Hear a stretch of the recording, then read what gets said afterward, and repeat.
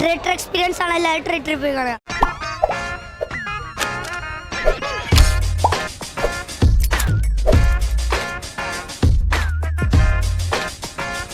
A movie from the Karipodi universe, directed by Prashant Neel, starring the rebel star Prabhas and the rebel hero Prithviraj. Salar. നീ എന്താ ഞെട്ടാത്തെ? എപ്പോഴെപ്പോഴും ഞെട്ടാ എനിക്ക് വട്ടൊന്നുമില്ല. അപ്പോൾ പടം തുടങ്ങുമ്പോൾ തന്നെ ശ്രുതി ഹാസൻ അമേരിക്കയിൽ നിന്ന് നാട്ടിലേക്ക് വരികയാണ്. അതെന്തിനാന്ന് വെച്ചാൽ അവളുടെ അമ്മയുടെ ചിതാഭസ്മം മുഴുക്കാൻ വേണ്ടിയാണ്. ഇവളും ഇവളുടെ അച്ഛൻ കൃഷ്ണകാന്തും കുറെ കാലമായി അമേരിക്കയിൽ ഒളിവിൽ താമസിക്കുകയാണ്. അപ്പോഴാണ് ഡാഡി അറിയാതെ ശ്രുതി ഹാസൻ ഇന്ത്യയിലേക്ക് വരുന്നത്. അതറിഞ്ഞതും ശ്രുതിയെ കിഡ്നാപ്പാക്കാൻ ഇവിടെ രാധാരാമയുടെ ആൾക്കാർ വെയിറ്റിംഗിലാവും. കിഡ്നാപ്പിംഗ് നടക്കുന്നുള്ള കാര്യം ഉറപ്പാ. അതെന്തിനാന്ന് വെച്ചാൽ ഇവളെ കിഡ്നാപ്പാക്കിയാൽ രക്ഷിക്കാൻ പ്രഭാസ് വരുന്നത്രേ. അപ്പൊ പ്രഭാസിനെ പിടിക്കാനാണ് ഇവളെ കിഡ്നാപ്പാക്കുന്നത്. കാരുവിനെ പിടിക്കാൻ വേണ്ടി കൊല്ലങ്ങളായി ഗാങ് ഇന്ത്യയിലുള്ള എല്ലാ CCTV നിരീക്ഷിച്ചുകൊണ്ടിരിക്കുകയാവും. ഗാരു ആണെങ്കിലോ പ്രേം നസീർ മരിച്ച വിവരം പോലും ഇതുവരെ അറിഞ്ഞിട്ടില്ലാത്ത ഒരു അസം ഗ്രാമത്തിൽ ജീവിച്ചുകൊണ്ടിരിക്കുകയാവും. ഒരു CCTVയിലും അവന്റെ മുഖം പതിയില്ല, കാരണം അവന്റെ നാട്ടിൽ CCTV ഇല്ല. അങ്ങനെ രാധാരാമയുടെ ആൾക്കാർ ശ്രുതിയെ കിഡ്നാപ്പ് ചെയ്ത് കൊണ്ടുപോകുമ്പോൾ അതാ ആ കിഡ്നാപ്പേഴ്സിൽ നിന്നും ഇവളെ കിഡ്നാപ്പ് ചെയ്ത് വേറെ കിഡ്നാപ്പേഴ്സ് കിഡ്നാപ്പ് ചെയ്ത് കൊണ്ടുപോകും. ആ കിഡ്നാപ്പേഴ്സ് ആണെങ്കിലോ കൃഷ്ണകാന്തിന്റെ കിഡ്നാപ്പിംഗ് ഗാങ് ആവും. സോ കൃഷ്ണകാന്ത് അവളെ വിളിച്ചു പറയും, നീ ഇന്ത്യയിൽ എവിടെയും സേഫ് അല്ല മോളെ, അതുകൊണ്ട് നിന്നെ ഞാൻ അസമിലുള്ള ഒരാളുടെ അടുത്ത് കൊണ്ടാക്കാൻ പോവുകയാണ്. Yes guys, the റബൽ star Prabhas. എന്നെ നിങ്ങൾ റബ്ബർ സ്റ്റാമ്പ് ആക്കരുത്. അസമിലെ ഒരു കൽക്കരി ഖനിയിൽ കരി പുരണ്ട ജീവിതം നയിച്ചുകൊണ്ടിരിക്കുന്ന ഒരു മെക്കാനിക് പച്ചച്ചോറ് മുളക് പൊടി കൂട്ടി തിന്നണതാണ് അവന്റെ ഇഷ്ടഭക്ഷണം. എത്ര എരിവ് കഴിച്ചാലും ദേഷ്യമൊന്നും വരില്ലെങ്കിലും രാവിലെ എഴുന്നേറ്റാൽ റോക്കറ്റ് വിട്ട പോലെ എയറിലോട്ടൊരു പോക്ക. സോ ഗൈസ്, കൃഷ്ണകാന്തിന്റെ റബൽ സ്റ്റാർ പണ്ട് ഒരു മദർ പ്രോമിസ് ചെയ്ത് കൊടുത്തിട്ടുണ്ട്, നിങ്ങൾ എന്ത് ചോദിച്ചാലും ഞാൻ ചെയ്തു തരാമെന്ന്. എനിക്ക് നീ തന്ന വാക്ക് ഓർമ്മയില്ല ബിലാൽ. അതുകൊണ്ട് കൃഷ്ണകാന്ത് പ്രഭാസിന്റെ അമ്മയുടെ അടുത്ത് ശ്രുതിയെ കൊണ്ടാക്കും. അമ്മ ദി ആംഗ്രി മദർ. ഈ അമ്മച്ചിയെ പറ്റി പറയുകയാണെങ്കിൽ ഇവരൊരു ടീച്ചറാണ്. ടീച്ചർ എന്ന് പറഞ്ഞാൽ ചുമ്മാ പിള്ളേരെ തല്ലുക, അതെന്തിനാന്ന് ചോദിക്കാൻ വന്ന പാരന്റ്സിനെ എടുത്ത് തല്ലുക.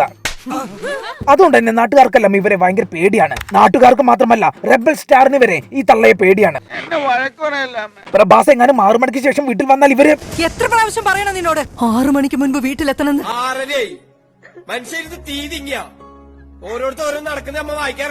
ഇതുകൊണ്ട് തന്നെ ഒരു കച്ചറയ്ക്കും പോകാതെ പിള്ളേർക്കൊപ്പം കളിച്ചൊതുങ്ങി ജീവിക്കുകയാവും പ്രഭാസൻ നാട്ടിൽ. കുട്ടികളുടെ കൂടെ ഇരിക്കുമ്പോൾ മാത്രം അയാൾ അവരെക്കാൾ കൊച്ചുകുട്ടിയാണ്. നാട്ടു റോട്ടിൽ ശ്രുതി ആരെങ്കിലും ആക്രമിച്ചാൽ പോലും പ്രതികരിക്കാത്ത ദേഷ്യമൊക്കെ തൊട്ടപ്പുറത്തെ കമ്പിയിൽ പിടിച്ചൊതുക്കും. ഇത് മുളക് പൊടി തിന്ന എഫക്റ്റാണ് തോന്നുന്നത്. ഇങ്ങനെയൊക്കെ ആണെങ്കിലും ഓർത്താൽ ഭയക്കുന്ന ഒരു ചരിത്രം പ്രഭയ്ക്കുണ്ട്. അവന്റെ കയ്യിലൊരു കേക്ക് മുറിക്കുന്ന പ്ലാസ്റ്റിക് കത്തി കണ്ടാൽ പോലും അവന്റെ അമ്മച്ചി ഭയക്കും. നമ്മളെ കേക്ക് കണ്ടിരിക്കുന്ന കത്തി ബാക്കിന് എടുത്തിട്ട് എന്റെ കാലിന്റെ എവിടെ നിന്നിട്ട് അതെന്റെ കയ്യിലേക്ക്. അങ്ങനെ ശ്രുതി ഇവിടെ ഇവരുടെ കൂടെ ആ സ്കൂളിൽ ടീച്ചറായി ജീവിച്ചു വരികയാവും. ഇതേ സമയം ഒരു ഹാർബറിൽ വൺ ഡീൽ നടന്നുകൊണ്ടിരിക്കുകയാവും. ഇവർക്ക് പോലീസിനെയും കസ്റ്റംസിനെയും ഒന്നും പേടിയില്ല, കാരണം ഇവർക്കൊരു സീലുണ്ട്. ആ സീല് കണ്ടാൽ ആരും അതിൽ തൊടില്ല. അത് തൊട്ടാൽ അവരുടെ കുടുംബം മൊത്തം ഇല്ലാതാകുമത്രേ. ഇങ്ങനെ ഇരിക്കുമ്പോഴാവും ആളിന്റെ ഗുണ്ട അസോസിയേഷനിൽ ശ്രുതിയെ കണ്ടാൽ തൂക്കിക്കൊണ്ടുവരാനുള്ള മെസ്സേജ് വരുന്നത്.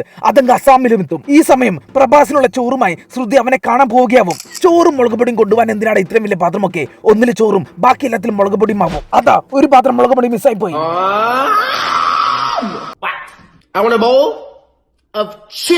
അങ്ങനെ ഇവർക്ക് മുളക് പൊടി കൊണ്ടുകൊടുക്കാൻ പ്രഭയുടെ അടുത്ത് പോകുമ്പോഴാവും ശ്രുതിയെ ഗുണ്ടകൾ വന്ന് തൂക്കുന്നത്. അത് കണ്ടതും മമ്മി പ്രഭയോട് പറയും അടിയടാ എന്ന്.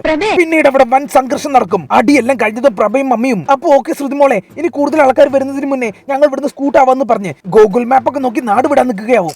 ഇതിന്നൊക്കെ എന്ത് മനസ്സിലാവാനാണ്? അപ്പൊ ഇതെന്താ സംഭവം എന്ന് വെച്ചാൽ പ്രഭയും അമ്മയും ഇവിടെ CCTV ഒന്നും ഇല്ലാത്തൊരു നാട് നോക്കി ജീവിച്ചു വരികയാണല്ലോ. അപ്പൊ അടിയൊക്കെ ഉണ്ടാക്കിയത് കൊണ്ട് നാട്ടിലൊക്കെ വീഡിയോ ഇറങ്ങി ആൾക്കാർ അന്വേഷിച്ചു വരുമെന്ന് പറഞ്ഞ് അവര് നാട് വിടുകയാണ് ഇവിടുന്ന്. ഇവനെ കൊണ്ട് ഞാൻ ഇനി എങ്ങോട്ട് പോകും എന്റെ ദൈവമേ? ഇതേ സമയം സീല് വെച്ച കള്ളക്കടത്ത് നടത്തുന്ന ഗുണ്ടയ്ക്ക് മെസ്സേജ് വരികയാണ്, നീ പോണ വഴിക്ക് ആ ശ്രുതിയെ കൂടി സീല് വെച്ച് കിഡ്നാപ്പാക്കി കൊണ്ടുവരാൻ. അങ്ങനെ അവർ ശ്രുതിയെ എടുത്തുകൊണ്ട് പോവുകയാവും. അതെല്ലാം കുന്നുപുറത്തുനിന്ന് അമ്മച്ചി കാണുന്നുണ്ടാവും. ഇത് കണ്ട് സഹിക്കാൻ വയ്യാത്ത അമ്മച്ചി പ്രഭയോട് പറയും, എടാ പ്രഭേ, അവളെ പോയി രക്ഷിക്കടാ. അതോടെ ഇതുവരെ പഴം പോലെ നിന്ന പ്രഭ കാറിൽ നിന്ന് ബോസ് മോഡൽ മിസൈൽസ് ഒക്കെ എടുത്ത് അറിഞ്ഞും പുറത്തും വീശും. എന്നിട്ട് അവിടേക്ക് വണ്ടി ചാടിച്ച് എല്ലാത്തിനെയും വെടിവെച്ച് കൊല്ലും. ആൻഡ് അങ്ങയുടെ കയ്യിലെ ടാറ്റു റിവീൽ ആവും. അതെ, ഇന്ത്യ ഭയക്കുന്ന അതേ സീല് തന്നെ പ്രഭയുടെ ടാറ്റു. യെസ് ഗൈസ്, ആ സീൽ ഉണ്ടാക്കിയതേ നമ്മുടെ പ്രഭയാണ്. അങ്ങനെ പ്രഭ ജീവനോടെ ഉണ്ടെന്ന കാര്യം രാധാരാമയും നാട്ടുകാരും നമ്മുടെ രാജുവേട്ടനും അറിയും. എനിക്ക് ഡീറ്റെയിൽ ആയിട്ട് അറിയാം. രാജുവേട്ടനും പ്രഭയും ഒക്കെ പണ്ട് വൻ സുഹൃത്തുക്കളായിരുന്നു. അവരെങ്ങനെ ഈ അവസ്ഥയിലെത്തി? അതാണ് ഇനി പറയാനുള്ളത്. അപ്പൊ ഇതിനെല്ലാമുള്ള മൂല കാരണം ഖാൻസാർ എന്ന സ്ഥലത്താണ് ഉണ്ടാവുന്നത്. കൊല്ലവർഷം 1127. ഖാൻസാറിൽ രക്തത്തിൽ വയലൻസ് അലിഞ്ഞു ചേർന്ന 3 ട്രൈബ്സ് ഉണ്ടായിരുന്നു: മന്നാർ, ഷൗരങ്ക്യ, ഖനിയാർ. ഇന്ത്യയുടെ ഇൻഡിപെൻഡൻസിന് ശേഷം ഖാൻസാർ ഇന്ത്യയുടെ ഭാഗമാക്കി ഇന്ത്യയുടെ നിയമപരിധിക്കുള്ളിൽ കൊണ്ടുവരാൻ നോക്കിയപ്പോൾ ഖാൻസാറിന്റെ തലവനായ ശിവമന്നാർ ഫ്രം മന്നർ ട്രൈബ് വന്ന് പറയും, അതിനുശേഷം നമ്മുടെ നിയമങ്ങളൊന്നും ഖാൻസാറിൽ വില പോവില്ല, പകരം ഖാൻസാറിന്റെ നിയമങ്ങൾ ഇന്ത്യ അംഗീകരിക്കുകയും വേണ്ടി വന്നു. അങ്ങനെ രാജ്യത്തിനുള്ളിലെ ഒരു രാജ്യമായി ഖാൻസാർ മാറി. ഈ സമയത്താണ് അവരുടെ തലവൻ ശിവമന്നാർ ഡെഡ് ആവുന്നത്. അതോടെ ഖാൻസാറിലെ പുതിയ തലവനാവൻ ക്ലാസ്സിലെ ലീഡറെ തെരഞ്ഞെടുക്കുന്ന പോലെ റൊട്ടേഷൻ അടിച്ച് ഷൗരങ്ക്യ ട്രൈബ്സിന്റെ മെയിൻ ആൾക്ക് ചാൻസ് കിട്ടും. പക്ഷെ മന്നർ ട്രൈബ്സ് അതിന് സമ്മതിക്കില്ല. അവരുടെ അധികാരം ആർക്കും വിട്ടുകൊടുക്കാൻ താല്പര്യമില്ലെന്ന് പറഞ്ഞ് ഷൗരങ്ക്യ ട്രൈബ്സിനെ മൊത്തം കൊന്നുകളയാൻ തീരുമാനിക്കും. അൽഫാം അടിക്കാൻ ചാർക്കോളിൽ തീ കൊളുത്തി ഹെയർ ഡ്രയർ അടിച്ച പോലെ ആ കലാപം ഖാൻസാർ മൊത്തം പടർന്നു. അവസാനം ഷൗരങ്ക്യരെ മൊത്തം കൊന്ന് മന്നാർ തന്നെ അവിടുത്തെ മെയിൻ ആയി. ഖാൻസാറിന് ചുറ്റും വലിയ മതിലുകൾ അവർ കെട്ടി ഖാൻസാറിനെ ഒരു ഹൈടെക് സിറ്റി ആക്കി മാറ്റി. അടിയന്തരമായിട്ട് നമ്മൾ ടൗൺഷിപ്പിനെ സ്വാഗതം ചെയ്തേ പറ്റൂ. കാലങ്ങൾ കടന്നുപോയി 1985 ഈ സമയം ഖാൻസാറിൽ ഒരു സൗഹൃദം ഉടലെടുക്കുകയാണ്. 2 ഗേ ബെസ്റ്റീസ്, പ്രഭ ആൻഡ് പൃഥ്വി. ഖാൻസാറിലെ തലവന്റെ മകനാണ് പൃഥ്വി. ഇതിൽ ഒരുത്തന്നെ ഒരു പ്രശ്നം വന്നാൽ മറ്റവൻ വന്ന് നിൽക്കും. പണ്ട് രാജുവേട്ടന്റെ മുഖത്ത് ഒരുത്തൻ അടിച്ചോണ്ട് പോവും. അത് തിരിച്ചു കിട്ടണമെങ്കിൽ ഈ ജിമ്മനെ അടിച്ചിടണമെന്ന് പറയും. അത് കേട്ടതും പ്രഭ പോയി അതിനെ ഷോക്ക് അടുപ്പിച്ച് വീഴ്ത്തി രാജുവേട്ടൻ ആ മൂക്കുത്തി കൊടുക്കും. ഇതേപോലെ പണ്ട് ഖാൻസാറിൽ പ്രഭയുടെ മമ്മി ആൾക്കാർ ഉപദ്രവിക്കാൻ നിന്നപ്പോൾ രാജുവേട്ടൻ തനിക്ക് ഭരിക്കാൻ ഡാഡി കൊടുത്ത ഒരു പഞ്ചായത്ത് അവർക്ക് ദാനമായി കൊടുത്ത അമ്മച്ചിയെ രക്ഷിച്ച് പ്രഭയോടും അവരോടും അവിടുന്ന് രക്ഷപ്പെടും എന്ന് പറഞ്ഞ് ഖാൻസാറിന് പുറത്തു കടത്തും. ബട്ട് ഗൈസ്, പോണേന് മുന്നേ പ്രഭ രാജുവിന് ഒരു വാക്ക് കൊടുക്കും, നിനക്കൊരു പ്രശ്നം വന്നാൽ ഞാൻ വന്ന് നിൽക്കുമെന്ന്. നീ എന്താ ഉദ്ദേശിക്കുന്നേ? അങ്ങനെ പഞ്ചായത്ത് നഷ്ടപ്പെട്ട പഞ്ചായത്ത് പ്രസിഡന്റിനെ പോലെ ഖാൻസാറിൽ രാജുവേട്ടന് പട്ടി വിലയാവും. സൈഡിലൂടെ പോകുന്നവരൊക്കെ കയറി മെഞ്ഞിട്ട് പോകും. ഈ പഞ്ചായത്ത് ഒടുവിൽ കാലങ്ങൾക്ക് ശേഷം രാജുവേട്ടന്റെ ഡാഡി വിചാരിക്കുകയാണ് എന്റെ മോനെ തിരിച്ചു ഭരണത്തിൽ കൊണ്ടുവരണമെന്ന്. അതുകൊണ്ട് അവൻ ദാനം ചെയ്ത പഞ്ചായത്തിൽ ഇപ്പോഴത്തെ ആളെ മാറ്റി തിരിച്ച് രാജുവേട്ടന് തന്നെ സ്ഥാനം കൊടുക്കണമെന്ന് തീരുമാനിക്കുകയാണ് ഖാൻസാർ തലവൻ. പെട്ടെന്നൊന്നും വേണ്ട, മൂവര് പട്ടായയിലേക്ക് ഒരു ട്രിപ്പ് പോവാണ്, അത് കഴിഞ്ഞ് വന്നിട്ട് മതി എന്ന് പറയും. ബട്ട് ഗൈസ്, ബാക്കിയുള്ള പഞ്ചായത്ത് പ്രസിഡന്റുമാർക്കൊന്നും രാജുവേട്ടന് ഇഷ്ടമല്ല. അതോടെ ഡാഡി പട്ടായയിൽ പോയതും രാജുവേട്ടനെ കൊല്ലാൻ പ്ലാൻ ചെയ്ത് അവർ അക്രമം അഴിച്ചു വിടും. പക്ഷേ രാജവന്ന പട്ടായയിലേക്ക് പോണതിന് മുന്നേ മൂപ്പരുടെ മോൾ രാധാരമ്മയ്ക്ക് രാജ്യത്തിന്റെ ചുമതല കൊടുത്തിട്ടുണ്ടാവും. രാജുവേട്ടനെ മറ്റുള്ളവർ കൊല്ലുന്നതിന് തൊട്ടു മുന്നേ അവൾ വെടിനിർത്തൽ പ്രഖ്യാപിക്കും. ഇതിൽ ദേഷ്യം വന്ന് രാജുവേട്ടനെ കൊല്ലാൻ പോയവരൊക്കെ പറയും പഞ്ചായത്ത് ഇലക്ഷൻ വേണമെന്ന്. പ്രസിഡന്റ് പറയുന്നതിലും കാര്യമുണ്ട്. വെടിനിർത്തൽ തുടരണോ വേണ്ടയോ എന്ന് തീരുമാനിക്കാനാണത്.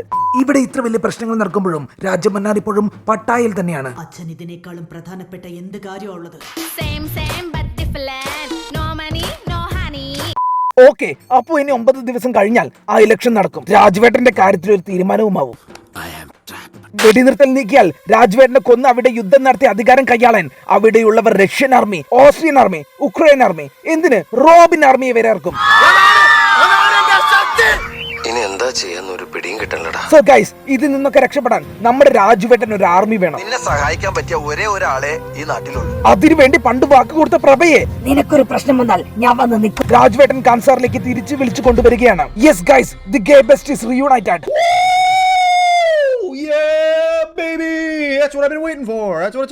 രാജുവേട്ടൻ ഒന്ന് തൊട്ടാൽ പ്രഭാസ് ഇളകും. നിന്നെ അവരെങ്ങനെയാ തൊടാ? നിന്നെ ആരും തൊടാൻ പാടില്ല. അവസാനം വെടിനിർത്തൽ പിൻവലിക്കണോ വേണ്ടയോ എന്ന് തീരുമാനിക്കേണ്ട വോട്ടിംഗ് ദിവസം എത്തും. എല്ലാവരും വോട്ട് ചെയ്ത് അവസാനം രാജുവേട്ടന്റെ വോട്ടിലാണ് തീരുമാനമാവുക. രാജുവേട്ടനാണെങ്കിലോ പ്രഭാസ് ഉണ്ടെന്ന ബലത്തിൽ വെടിനിർത്തൽ പിൻവലിക്കാൻ വോട്ട് ചെയ്യും. യെസ് ഗൈസ്, നമ്മുടെ രാജുവേട്ടന് യുദ്ധം ചെയ്ത് എല്ലാരും കൊന്ന് ഖാൻസാറിലെ മെയിൻ ആവണം. ഇന്ന് രാത്രി 12 മണി 1 മിനിറ്റ് മുതൽ നിർത്തലാക്കിയിരിക്കുന്നു. അതോടെ അക്രമം തുടങ്ങും. ആദ്യം തന്നെ രാജുവേട്ടന്റെ മസാലയൊക്കെ തേച്ച് സോംബികൾക്ക് ഇട്ട് കൊടുക്കും. രാജുവേട്ടനാണെങ്കിൽ വൺ കോൺഫിഡൻസിൽ നിൽക്കാവും പ്രഭാസനം വന്ന് രക്ഷിക്കുമെന്നൊക്കെ വിചാരിച്ച്. പക്ഷെ ഗൈസ്, പ്രഭാസനൻ ആ സമയം റോഡ് സൈഡിൽ മറ്റേ സീല് ടാറ്റ് അടിക്കാൻ പോകും. ഇവിടുന്നൊക്കെ അടിച്ച വല്ല എയ്ഡ്സ് വരും പറയാ. ഇപ്പുറത്താണേൽ രാജുവേട്ടനെ സോംബികളെ മൊത്തം ഇടിച്ച് വീഴ്ത്തുകയാവും. കുറച്ച് കഴിഞ്ഞപ്പോഴെങ്കിലും പ്രഭാസം കൂടി വന്ന് അവർ രണ്ടുപേരും കൂടി എല്ലാത്തിനും ഇടിച്ചു വീഴ്ത്തും. ഇനിയാണ് ഒരു ട്വിസ്റ്റ് രാജമന്നാർ വെളിപ്പെടുത്തുന്നത്. ഓസ്ട്രിയൻ, റഷ്യൻ, റോബിൻ ആർമി ഒന്നും കൂടാതെ ഖാൻസാറിൽ വലിയൊരു ആർമി കൂടി രൂപപ്പെട്ടിട്ടുണ്ട്. അതാരാണ്? അതെ, ദി ഷൗരങ്ക്യ. യെസ് ഗൈസ്, നമ്മുടെ രാജുവേട്ടന്റെ ഡാഡി പണ്ട് കൊന്നു കളഞ്ഞ ഷൗരങ്ക്യ ട്രൈബ്. അവരാ കലാപം നടക്കുന്ന സമയത്ത് കുറെ ഷൗരങ്ക്യ കുട്ടികളെ ഡ്രെയിനേജിൽ ഒളിപ്പിച്ചിട്ടുണ്ടാവും. അവരൊക്കെ ഇപ്പൊ നല്ല തിന്ന് വലുതായി ഇപ്പോൾ ഖാൻസാറിൽ യുദ്ധത്തിന് വേണ്ടി റീയൂണൈറ്റ് ചെയ്തിരിക്കുകയാണ്. ഇനി വേറൊരു ട്വിസ്റ്റും കൂടി. നമ്മുടെ പ്രഭയണ്ണൻ ഒരു സാധാരണ മനുഷ്യനല്ല, പണ്ടത്തെ ഷൗരങ്ക്യ ട്രൈബിന്റെ തലവന്റെ മോനാണ്. എടാ ഡ്യൂപ്ലിക്കേറ്റ് ഇന്ത്യൻ കഴിവറടാ മോനെ. ബാക്കി സെക്കൻഡ് പാർട്ടിൽ പടം കഴിഞ്ഞ്. ഖാൻ സാർ രാജുവും പ്രഭയും കീഴടക്കുമോ? രാജുവും പ്രഭയും എങ്ങനെ ശത്രുക്കളായി? എന്തുകൊണ്ട് പ്രഭ ഒളിവിൽ പോയി? ഇതിനിടയിൽ വിട്ടുപോകുന്ന ഒന്ന്, അത് സ്നേഹമാണ്. കാത്തിരുന്ന് കാണുക സലാർ 2. ഈ വീഡിയോ നിങ്ങൾക്ക് ഇഷ്ടപ്പെട്ടാൽ നമ്മുടെ ചാനലിലെ ബാക്കി വീഡിയോസായ മോൺസ്റ്റർ, കൂട്ടുകാർ, CBI5, ബിഗ് ബ്രദർ, സിദ്ധാർത്ഥ, 5 ഒരാൾ, Arjunan, Balaram versus Tharadas, Laila, Dracula, my story, റെയിൻട്രി കമ്പഗൻ, ശോഭരാജ്, മാമകം, കലണ്ടർ, ലോക്പാൽ, നമ്മൾ തമ്മിൽ, വന്ദേ മാതരം, കാമ്പോജി, സലാം കാശ്മീർ, നക്ഷത്ര കണ്ണൂർ രാജകുമാർ, നവനൂർ രാജകുമാരി, കയ്യെത്തും ദൂരത്ത്, വൈറ്റ്, CIA, മിക്കൈൽ, വാറൻ ലവ്, കൃത്യം, നിറം തുടങ്ങിയ വീഡിയോസും നിങ്ങളൊന്ന് കാണണം പ്ലീസ്.